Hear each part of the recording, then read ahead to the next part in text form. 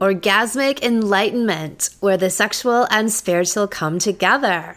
I'm Kim Anami, and I'm a holistic sex and relationship coach and a vaginal weightlifter. In this show, we explore all things intimate. I believe that our sexual energy is life force, creative energy, and we can use it to shape our worlds, strengthen our relationships, and self-actualize.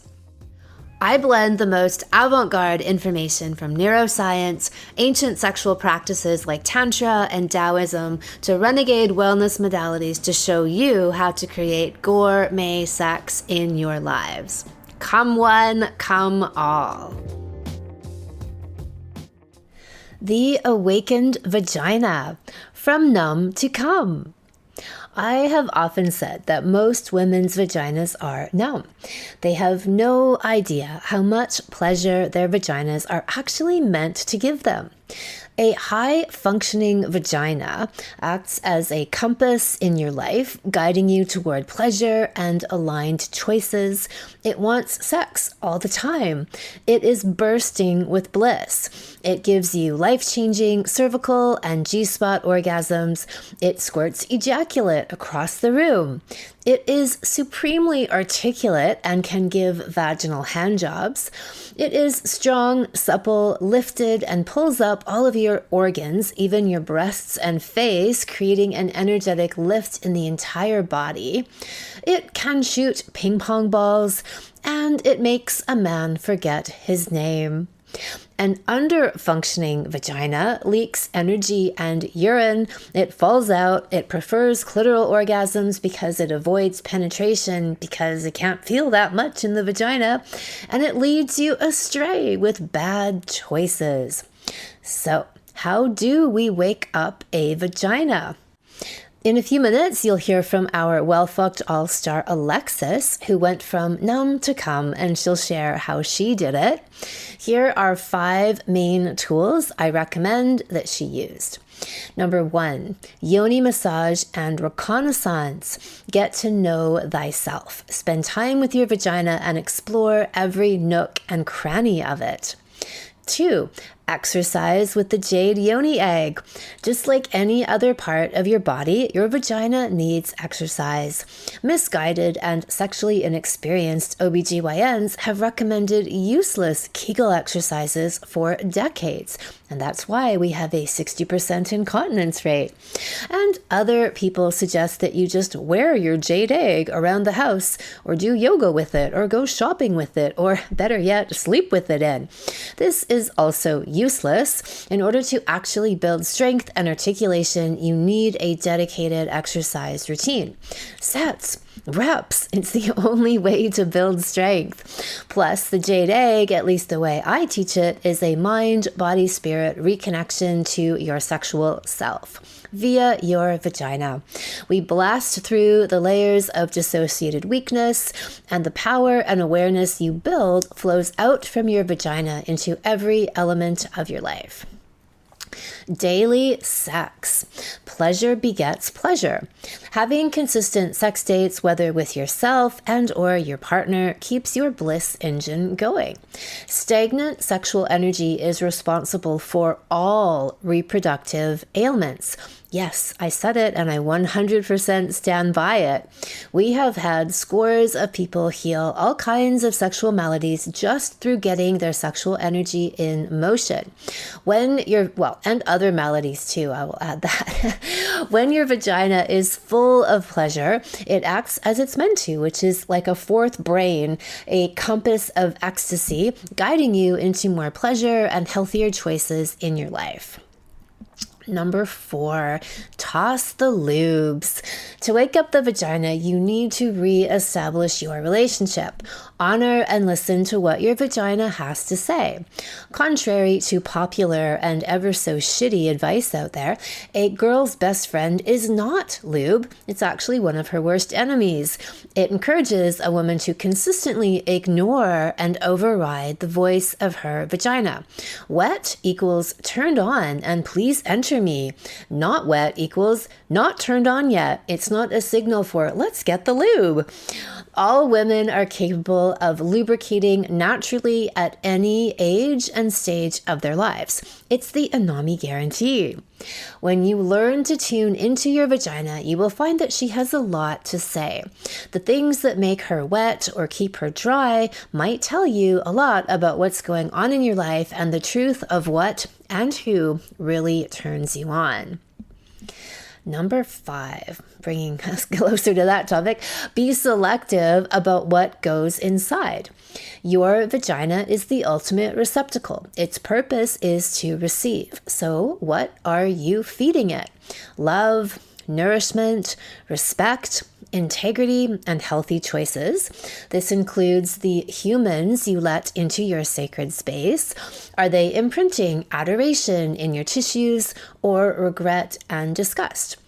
Are you using cheap plastic carcinogenic dildos or gorgeous works of art a la body safe Anami Alchemia couture dildos?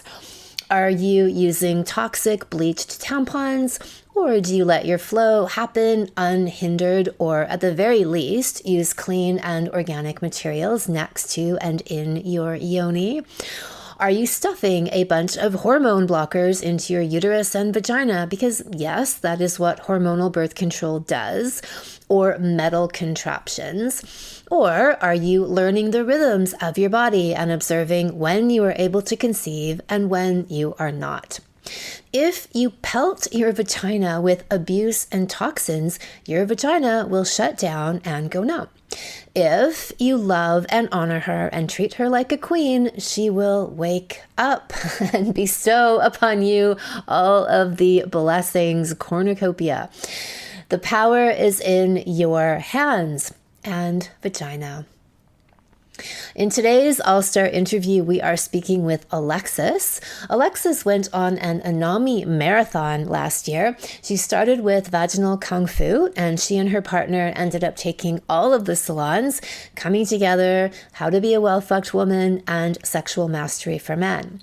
She says, I had never had any kind of orgasm besides clitoral. I now have gushing G-spot and squirting orgasms just from us kissing. During penetrative sex, I'm having at least 5+ vaginal orgasms per session. Now we have sex 2 to 5 times a day and have for the past 87 days, and we're in the middle of a sex every day pact for 180 days. Well fucked All Stars. Hello, Alexis. Hey, Kim. Awesome to see you. So excited to be here. You have so many amazing stories to share. I am delighted to be able to have people experience them. So you've been on an Anami extended sex date for like a year. Yeah. Yeah. We did all the salons this year. And So all in 2023 was your big... yes, all in 2023 has Yeah. been the whole thing. And there was a point probably back in April where we decided to make like a 6-month sex pact that ended 8 days ago. How did you do? We got to 160 days and then everybody got sick and we had like a 2-3 day lapse and then we picked it back up. So yeah, 160 days straight we went through. That is amazing. So I'm assuming you mean children in the house.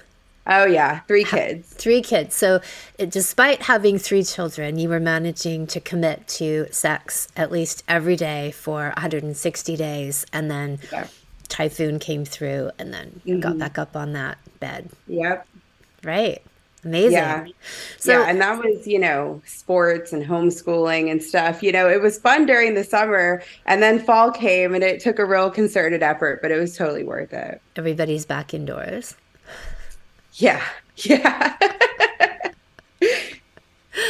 So what did you notice in your relationship? So you've done not only this 160-day stretch commitment, but the whole year, because we run salons something like 34 weeks of the year. And if you've done, well, let's see, 8 times 4. Yeah. 34, 36 weeks of the year. So, you've been on a full NAMI journey the entire year. So how would you contrast your relationship before this year and now coming to the end of this year? Oh my gosh. Yeah, I mean, it's crazy because especially from like outside and standard and what's kind of like expected in society, our relationship would have been considered like better than most. Like, we spent a lot of time together.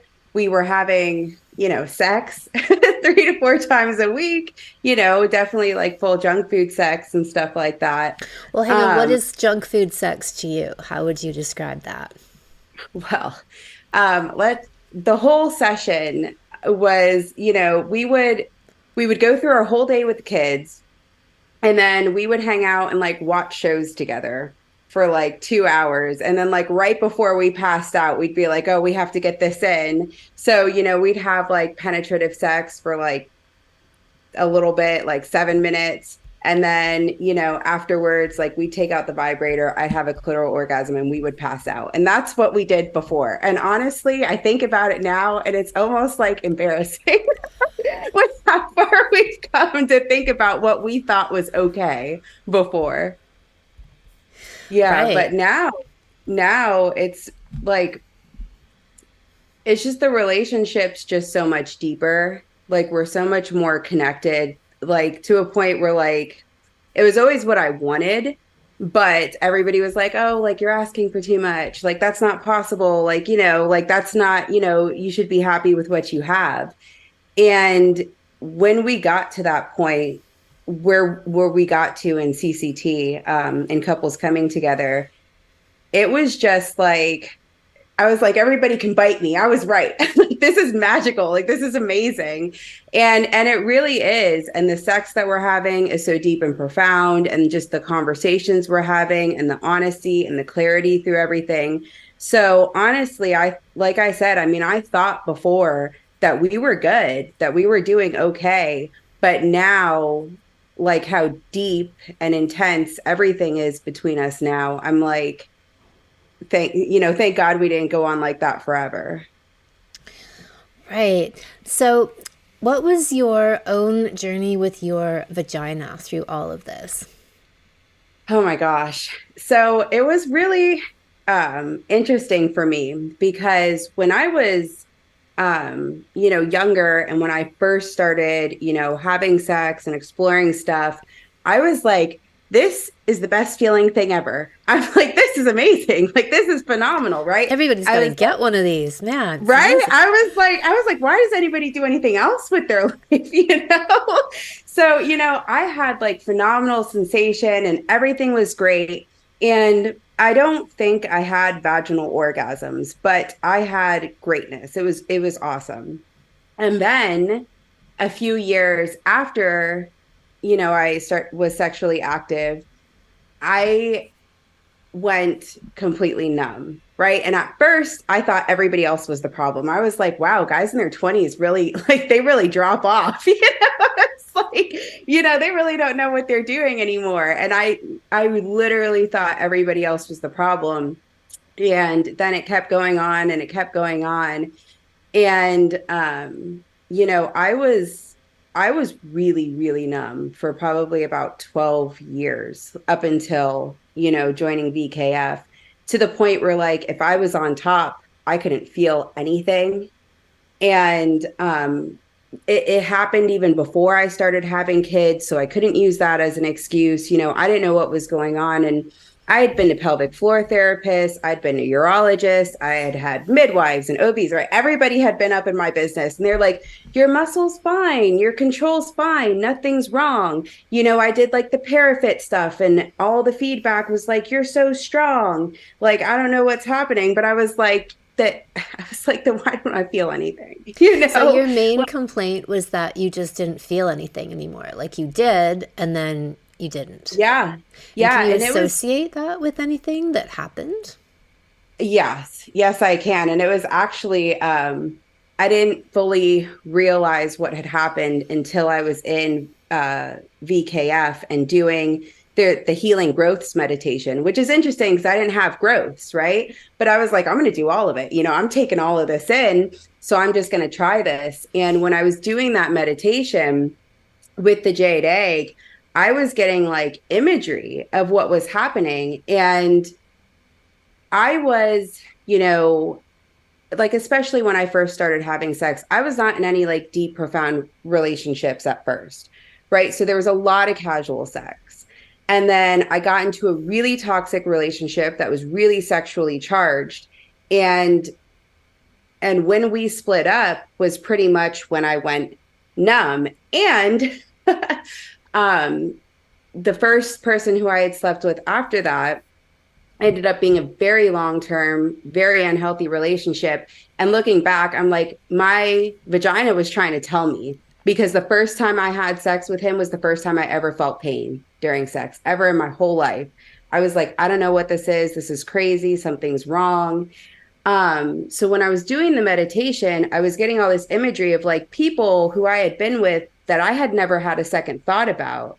And what I kind of concluded from that is I had like, it was like an energetic STD. Like I had like picked up stuff from all of these people, and like all just this accumulated shitty energy was just hanging out in there. And it turned into numbness. Of course, mixed with a lot of dissociation. So yeah. That's such a great way to put it, an energetic STD. And really speaks the truth to a concept that I think most people aren't really willing to acknowledge. And that is the impact that having sex with anyone has on our physical body, our emotional body, our energetic body, and the deep level of exchange that's happening that we discount, right? There's such a minimization of what the impact of sex really is. Casual sex is celebrated, and this isn't a moral judgment. It's just that there's such a dismissal of any kind of potency, exchange, imprinting that can happen from this, right? We act like nothing, there's no reservoir, nothing that impact, no effect whatsoever, right? Except that if we're really honest about it, like you're being right now, to see that there was this residue that was left behind, right? If you weren't truly honoring yourself and in full truth and integrity and the people that you're connecting with, and then the impact that has on our bodies.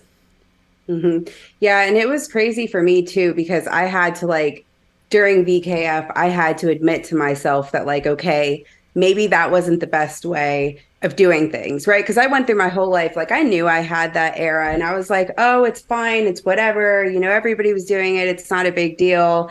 It's totally fine. And, I never judged myself about it. I never thought anything of it until that was coming up. And I had to like really sit down with myself and be like, no, like I was choosing not to honor myself. I wasn't like respecting like, my yoni and my sexual energy the way that I should have.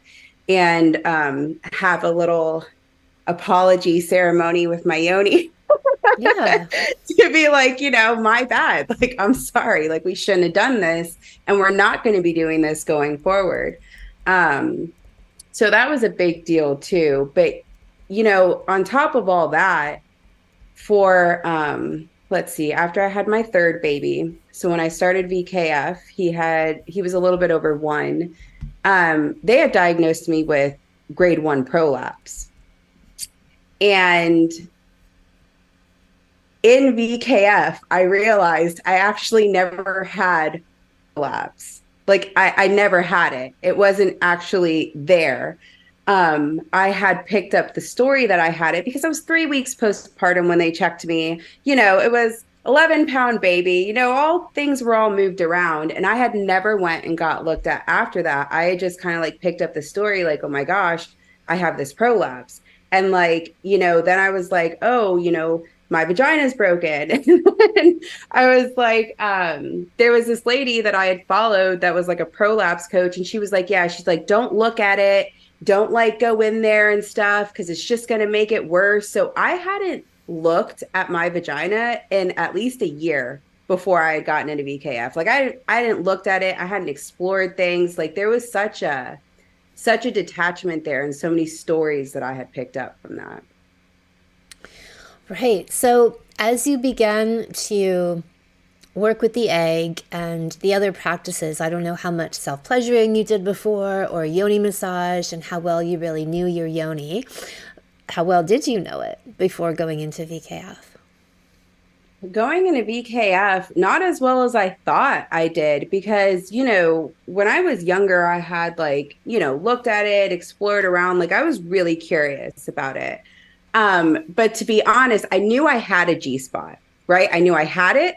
I knew where it was, but I had never had anything happen from it. Like I knew that. Um, but prior to joining VKF, like I said, I mean, it had been at least a year since I had like really touched or explored anything down like anything at all, because I was just so worried that I was going to like feel something and it was going to be prolapse and then I was going to like spiral into this whole thing. And it was the jade egg work honestly was outrageously eye-opening, because like I said, I had done all these things and people were like, yeah, your strength's fine, your muscle tone's fine, and I'm like, yeah, but something's wrong. And then I did the first jade work exercise and I was like, these two spots in my vagina are really strong and the rest of it is like atrophied. It was like Uma Thurman and Kill Bill, like trying to get her toe to wiggle. When she comes out of the coma, I was like, just move, just squeeze it. Like it was like full focus. But I had full atrophied spots. And it wasn't until I had done the jade egg practices that you had us do that I could identify where those were and work on those. And, Uma Thurman my way through it. So what happened? So the combination of physical practices, you referenced a guided visualization that we do, and there's a lot of those in VKF. And then recognizing that you may not have always been fully honoring of your yoni and realizing that you had a no when you probably said yes. Mm-hmm. And so how did things start to like describe the process of awakening? Like how did things begin to change? Yeah. So, at first in the course, I wasn't doing self-pleasuring. I was just doing like this yoni massage, the yoni massage that you talked about early on, because even that in itself was so eye-opening, because I would touch like a certain spot and I'd like feel it in my back, or I'd touch another spot and I'd like feel it somewhere else in my body. And I'd be like, how is this even happening right now? And I got really curious about that. So I would do yoni massage every day. And the intention wasn't for it to be pleasurable. It was just to really like get in there and I like see how all the different pieces feel and wake things up and kind of. And to wake things up, yeah, I'd cut you off there. But I just wanted you to distinguish, which I'd say you are, the difference between yoni massage and self-pleasuring, where with yoni massage, there's more of a reconnaissance, let's get to know you, and not necessarily the goal of orgasm. I mean, if pleasure happens, great, but you're really there to get to know things. And is there anything else you would say about that? No. I think that's kind of how I would distinguish the difference too. And, I think I was kind of worried for a little bit. I was like, what if I do try self-pleasuring and then, it doesn't feel great. And then, I kind of spiral because it doesn't feel awesome, because I went on a clit fast, right? I clit fasted in VKF. I was determined. I did all the things, everything that came up. I was like, I'm going to do that. I'm going to do that. Like, we're going to get there. What's a clit fast for those who don't know? It is no clitoral orgasms until the vaginal orgasms happen. And why would we do that? To kind of help rewire things and not have it be like this default, I thought clitoral orgasms were awesome. I thought they were great. And there were times when I was doing the clit fast, where I thought I was going to lose my mind. I was like, I've been doing this because I did it for most of VKF, probably from the second week all the way through. But in the end, it turned out to be completely worth it. And like I said, I mean, there were times in it where I thought I was going to go crazy, like not doing it. But I just, like, I always felt like with sex, I've always had a really high sex drive, right? Like I said, like when I was younger, I was like, this is awesome. I love this. And I always wanted to get back to that. And I had been following you for 3 years before I started before I finally joined BKF. And I think I had finally got to a point where I was like just full, like balls to the wall, determined to get that sensation back, because it's like it didn't matter how many times I had sex. Something was missing, and I knew something was missing, like on like an intuitive level. And like I just couldn't stand it anymore. Like I just really, really wanted to kind of put that puzzle together. So yes, I was doing mostly yoni massage when it came to anything with that. And I was doing that a lot. I was doing the jade egg work every day, which I got really into because I mean, I love working out. I've been working out consistently for a long time. So I kind of treated that the same way as like going to the gym. So I got really into it. I even emailed in one time and I'm like, can we do this more than once a day? Can we like up this to 2 to 3 times a day? Because one, like I said, it was really eye-opening for me.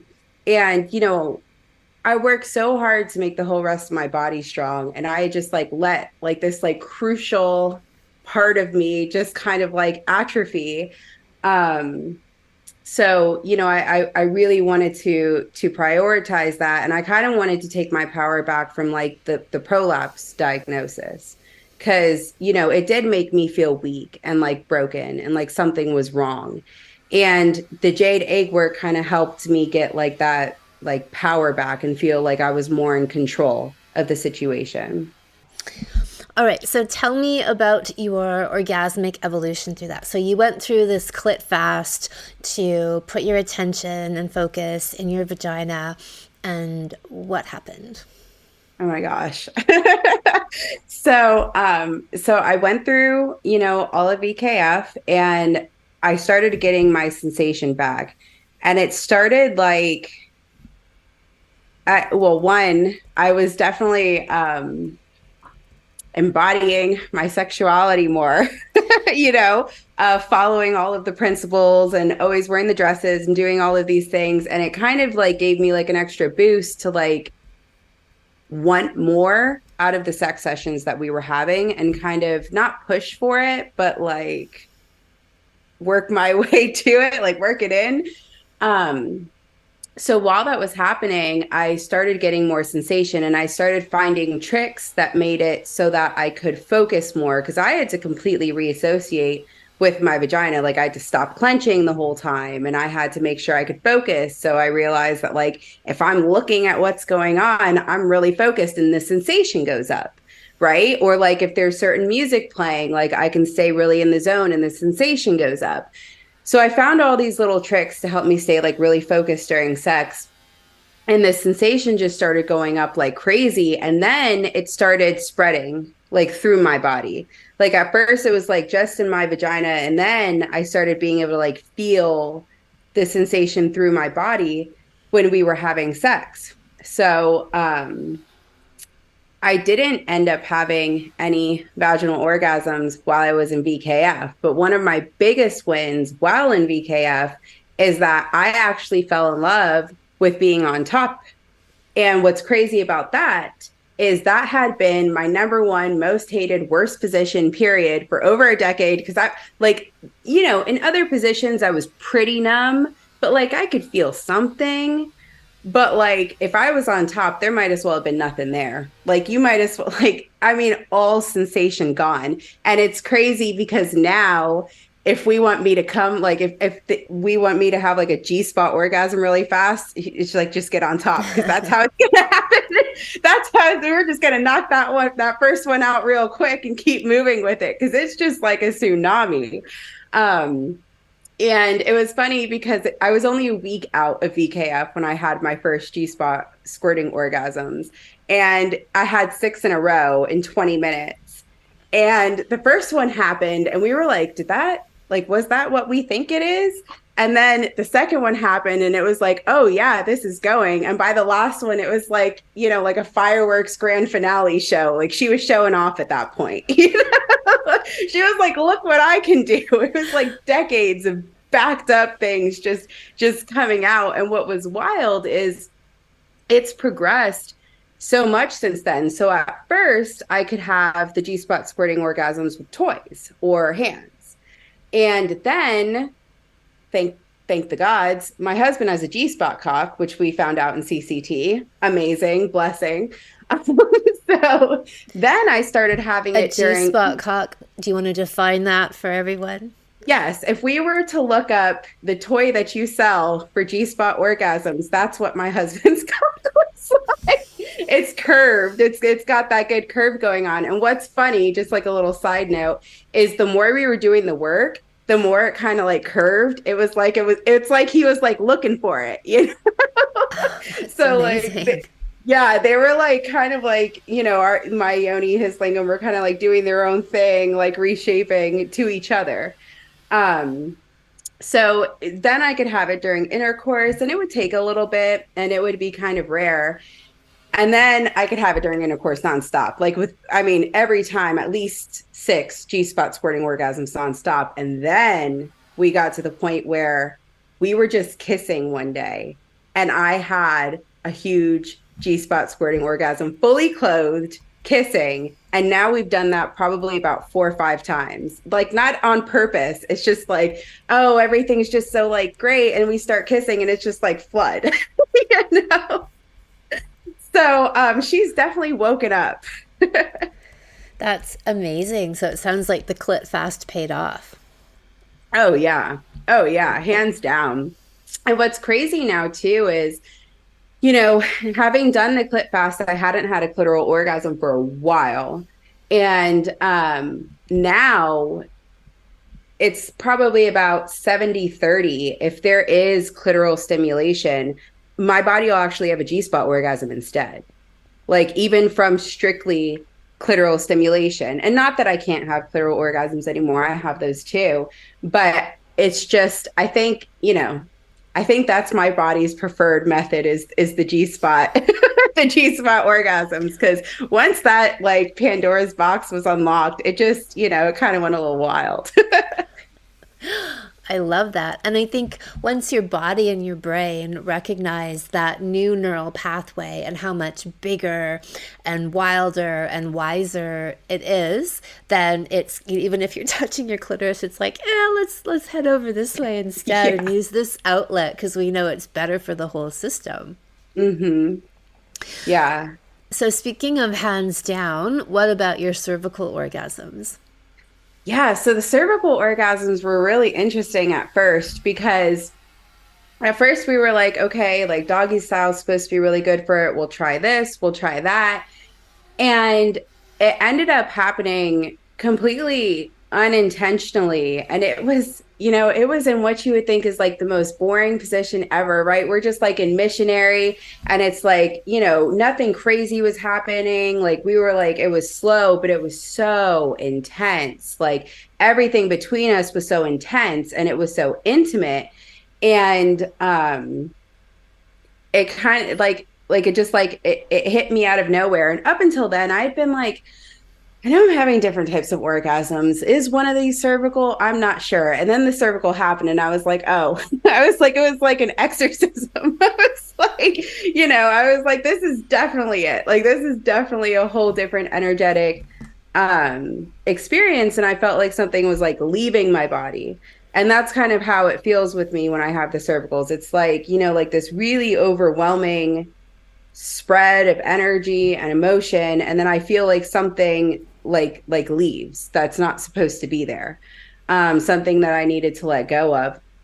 But after we had done it like that a few times, then my body was like, okay, now we're ready for, the more intense stuff. And now it's kind of switched to like when you talk about like, doggy style and like just like the really like rough intensity of it. That's when my body prefers to roll with the cervical orgasms now. And, maybe that's just what it needs to get out, whatever it's getting out right now. I know I laugh sometimes. I'm like, but there's other sexual positions beside doggy style? Like why would you Why bother? would you choose to do this? So, all right. So your vagina's waking up. You're having all these amazing orgasms. You're feeling so much more. And how is that changing you as a person, as a woman? What are you noticing is shifting in you that you would connect to that? Yeah. Well, one was, I had felt like, vulnerability had always been a big issue for me. And when I say issue, I mean, this is something that I've done courses, books, breathwork sessions. Like I have worked on this for years prior to joining, any of the salons. And once I realized that that was the only way I was going to get to the orgasms was to like really like strip things away and like really get out there and really like let the emotions flow. Like I bit the bullet and I did it. And it used to make me so uncomfortable. Like being around emotions made me really uncomfortable. Expressing emotions made me really uncomfortable. It's such a weird thing because I'm such an emotional person. But like, we have our conditioning and our thing, all the things that we go through. And I always joke with my husband, I'm like, I just needed the right carrot dangled in front of me. It was like cervical orgasms. This is how you get there. So I've definitely been way more open with everybody in my life, emotionally, and I'm able to go way deeper emotionally with everybody. Even my son, he was my 5-year old. I have, three. He's my middle child. We were driving in the car one day and he was like, he's like, you helped put my heart back together, and it was just so random and it just came out of nowhere. And he, it was one of the two times that he had said something like that while we were doing this work. And it was just so obvious that like the kids were feeling like the reverberation of everything that we were doing. And, outside of that, the reason I actually found you wasn't because I was looking for a sex coach. It was because somebody was like, I was in a different course and people were talking about trying to embody certain characteristics. And they were like, yeah, we'll follow somebody who embodies those characteristics. And somebody was like, yeah, I just want to not give a fuck what anybody thinks about anything. And then another person was like, you should follow Kim. And that was actually how I found you. And it's crazy now because I'd say that, me, like I live what could be considered like an unconventional lifestyle. We on the surface, polarity wise, like, he's always really taking care of us. I've always kind of, done more of like the domestic things. I homeschool my kids, all of these things. And it's always been something that, people think we're weird. Like people think we're weird for the life we live. And I always wanted to be like, I don't care. It doesn't bother me. And I feel like I've really gotten to this point now where I don't care and it doesn't bother me. And I don't think about, I used to worry about like, are people going to think our kids are weird and stuff like that. And I'm like, our kids are just awake, like, there's nothing wrong with that. So I've definitely, given 1,000,000% less fucks than I gave before. I mean, even with the going braless thing, that was huge. Like I am like a 40E or something like that. I don't know because I haven't worn a bra since January. But it was huge for me. I breastfed all three of my kids and just being able to do that, like being comfortable, being in public, doing that, I had to reach a new level of like, I really don't care what people think because it was very obvious. It's not like some covert thing that's going on over here. The ladies are there. And yeah, that was huge for me. So yeah, it's definitely affected all types of areas, but I think especially with like the not caring what people think, I think a big part of that too is the depths that my relationship's been able to get to, that my marriage has been able to get to, because like, you talk about how like the greatest gift is to like see somebody and like be seen and stuff like that. And really being able to get to that point, like it gives you like a security, like it's like a solidity where like it doesn't, other things, they don't matter, like other people don't matter as much. So it's definitely affected a lot of areas of life. I love that. So, how about your relationship itself? What were the changes in that? Well, we don't watch TV anymore. So there's that. It was funny because it wasn't even intentional. Like we were doing couples coming together and we were just doing the work. And one day we were like, we haven't watched TV in like 2 months. And it doesn't, it sounds like, oh, that's not a thing. But we did that every night. Like we had shows we watched together. Like that was what we thought was connecting Right. back then, you know? I'm sure a lot of people think that, right? Like when I think Yeah. about when people talk about, oh, we don't have time, to have sex. I'm like, if you really went through your day and took apart the things that are optional, like, recreational, but not really building anything in your life. Like to me, exercise is a positive building of something in your Mhm. life. Television is a draining of life force, right? Is really a waste. So that's great. So you were just getting so focused into these new adventures and practices sexually that it just fell away. Yeah. Yeah. Yeah. It just naturally fell away.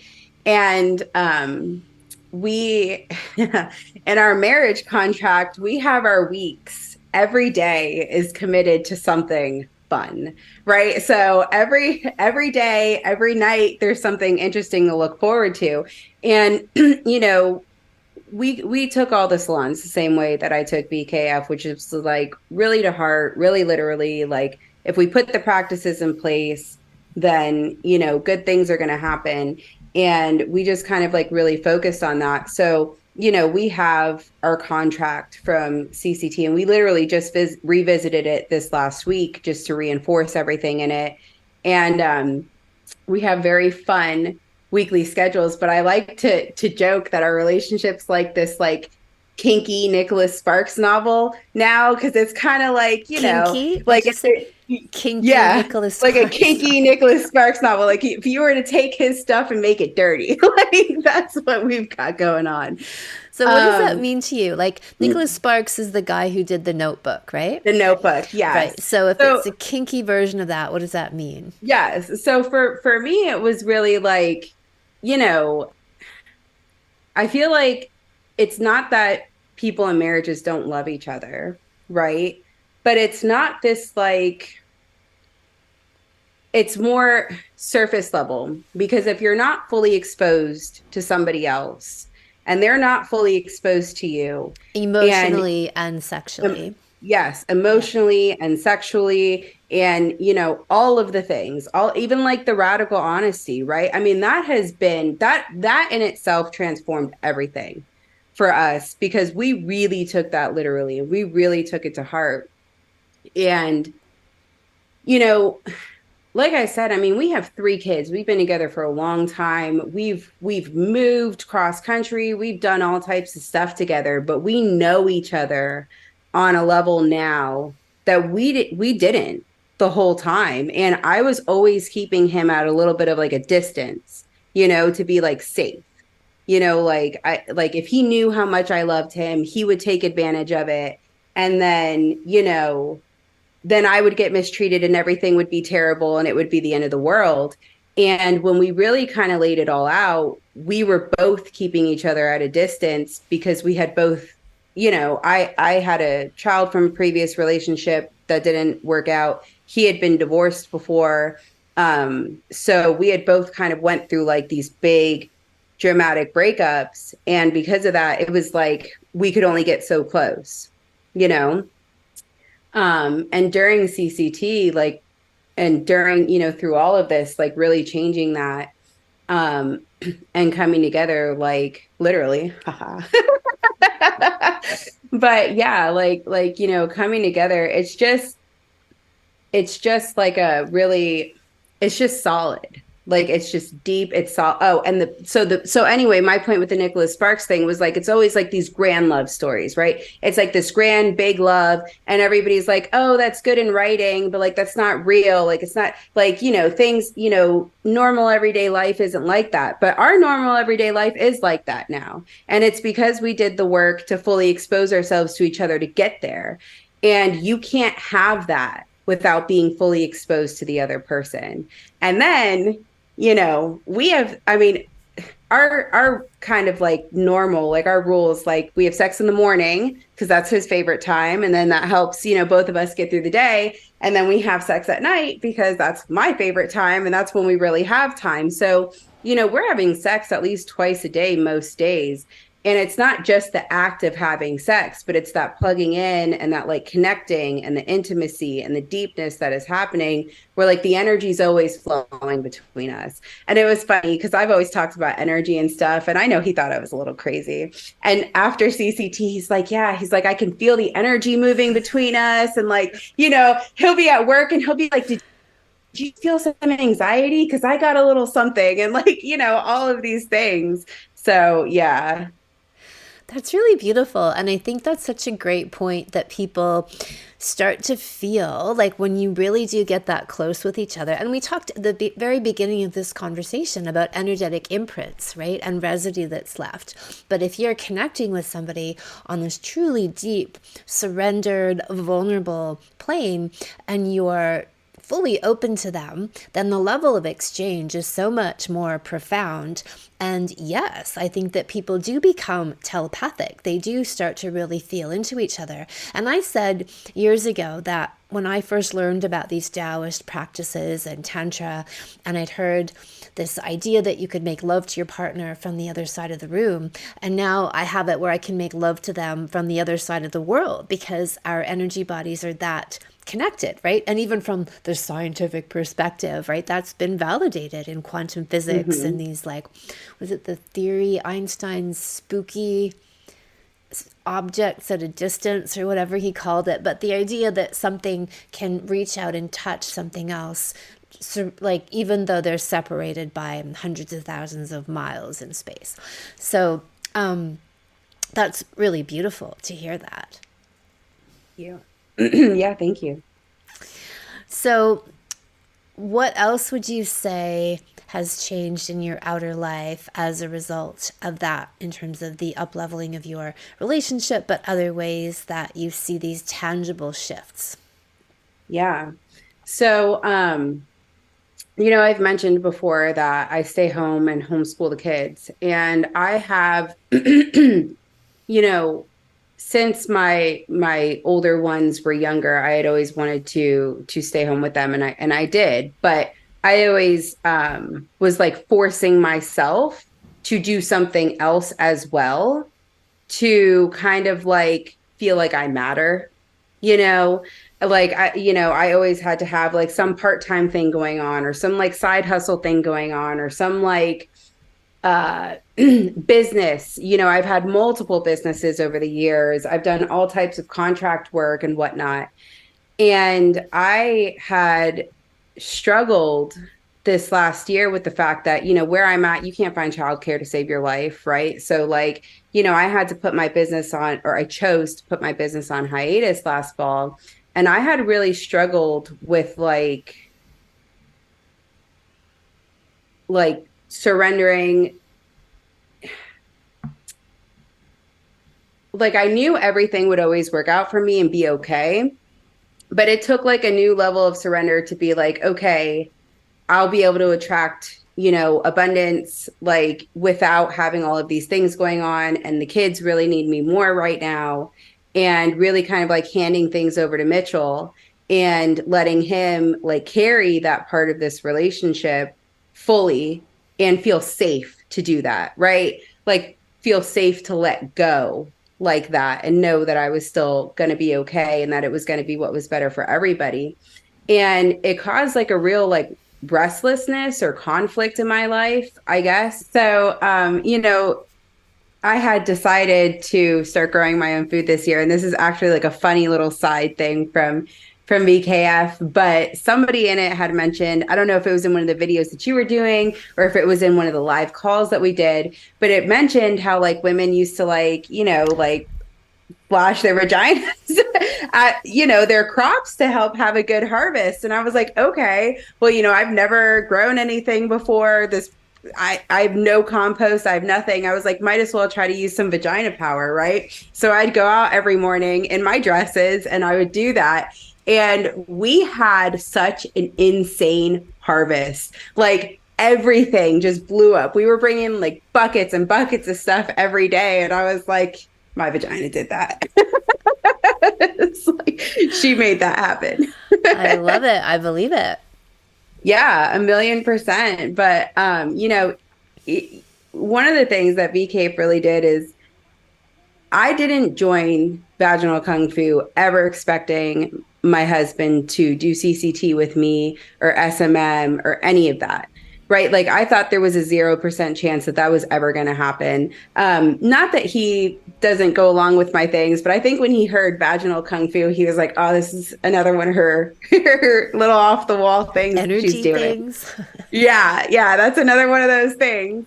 But once we were about 5 or 6 weeks in the salon, I was able to get to a place of vulnerability with him where I was able to be really honest and straight up about everything that was going on and what I really wanted versus what we had been going through in a way that wasn't like aggressive and attacking and stuff like that. And he had seen enough shifts in me up to that point where I didn't even like, it wasn't like I had all these people ask, how'd you get him to do CCT? How'd you talk him into it? How'd you do this? And I was like, I just told him how it is. And I was just really open and honest and vulnerable about the whole thing.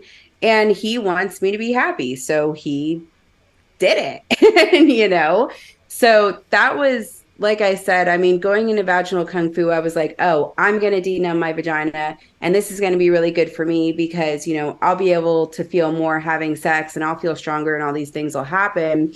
But then it turned into like, I'm able to go deeper with myself. Now I'm able to go deeper with my partner.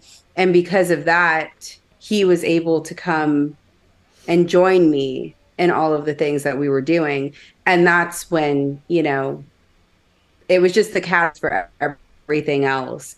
So in the end, last year, we ended up doing all of the things. Fucked Woman, he did Sexual Mastery for Men. We did CCT together.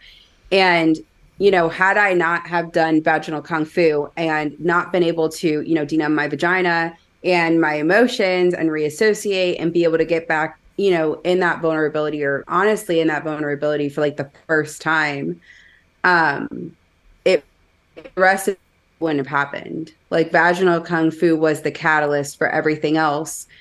Like I said, we had huge transformations during couples coming together, but still, I mean, that was amazing. But still, I still think that vaginal kung fu was just essential for all the transfer. It was like the first domino, for everything that happened the rest of the year. And I love hearing that because with you, the advice that I give people when they'll say to me, well, you know what, I want to do this, my partner, with you, maybe we're not on board, but sometimes their partners are actively resisting the process or they're just nonchalant, whatever.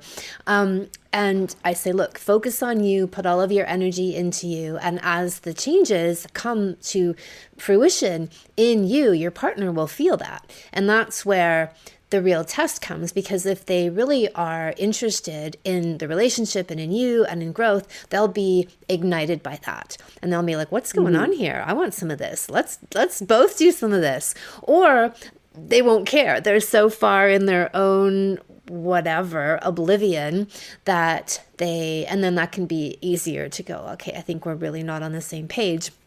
But I Yeah. love hearing that you doing that work and play, then, the partner feels that, right? Like they can feel and see how you're different and how you're being different with them. And the proof is in the pudding, right? So why wouldn't Hmm. they want some of that? Unless they're so closed down, right? And so in their own little bubble, in which case that really kind of answers the question. Yeah. Oh, there was one thing you had talked about how you'd have initially before this work, like you said, 5 minute, 7 minute sexual encounters. And now, what is a quickie for you? How long is a quickie? Yes. So our morning quickies are probably around 20 minutes because we run out of time. We literally run out of time. It's like he's got to go to work at some point or the baby wakes up.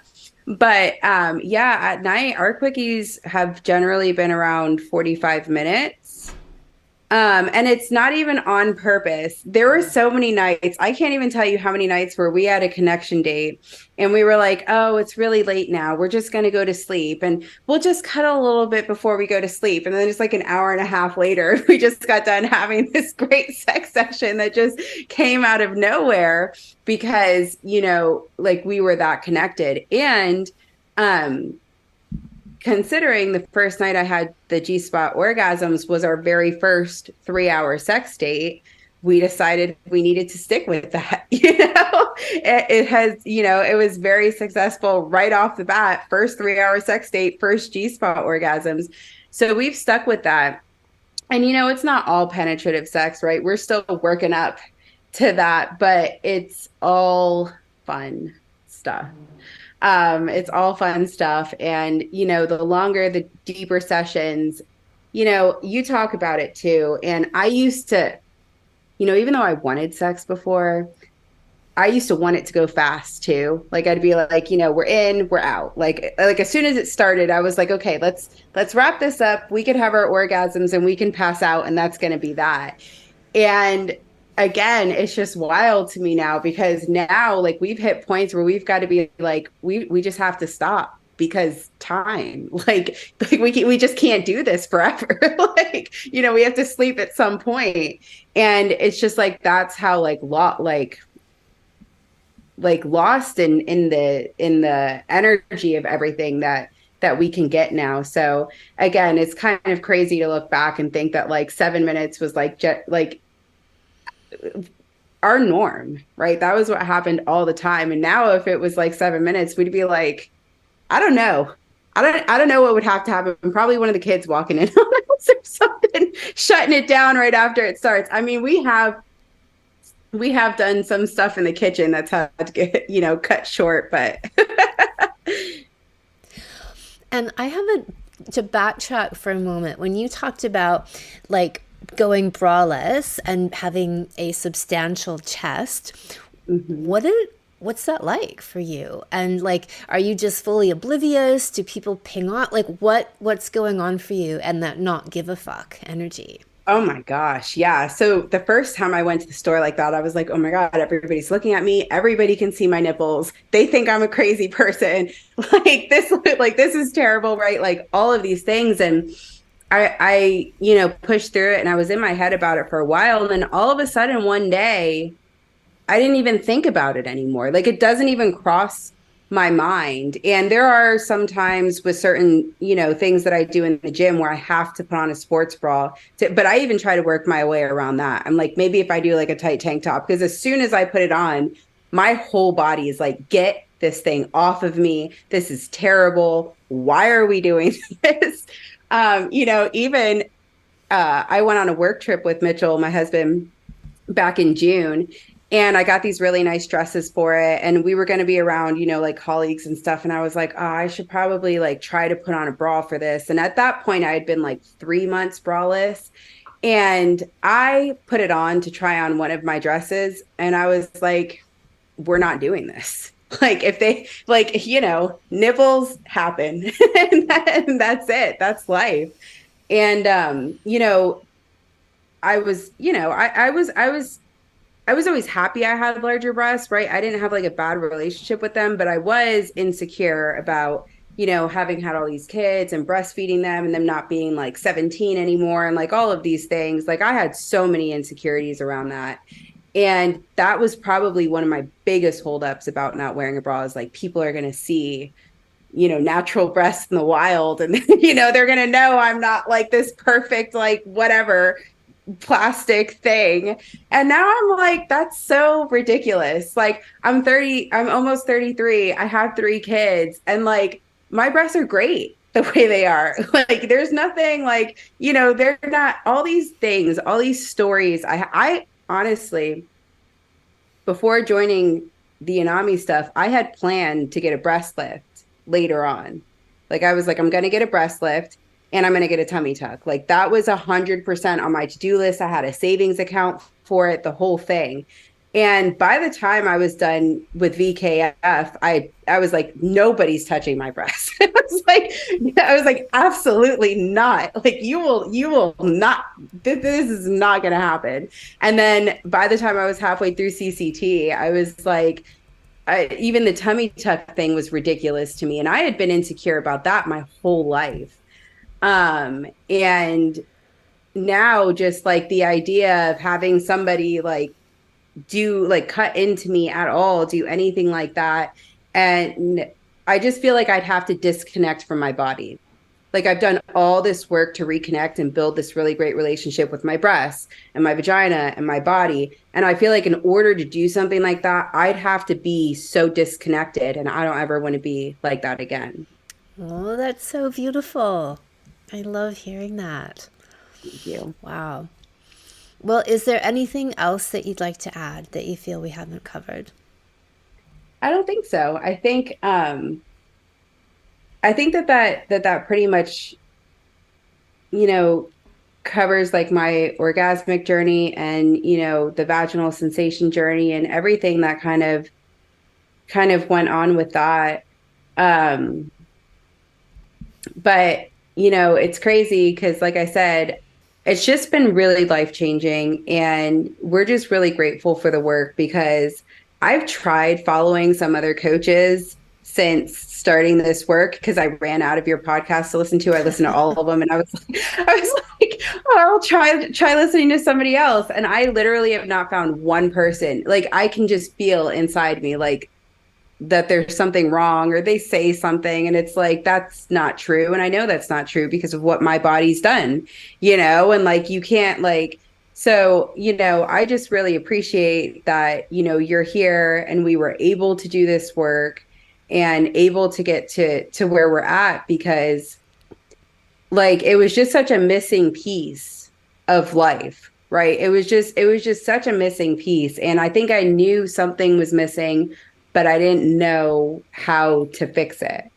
And I feel like we've really both individually and together have gotten a point where we fixed it. And my husband had a huge awakening this year. Now this year he's like sees all the things and says all the things. And like now we're able to like share that and like really be together in that way too. So it's just been a really great experience. And I'm just really glad that I decided to finally do it because I've been thinking about it for years and, thinking about it, I had invested in so many other things.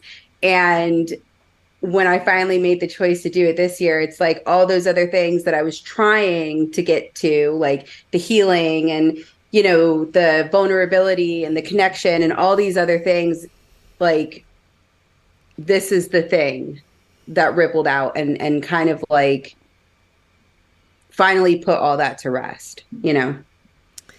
That's really interesting to hear because we do hear that from some people where they've been following my work for years and they haven't signed up for anything yet. And then at some point they do.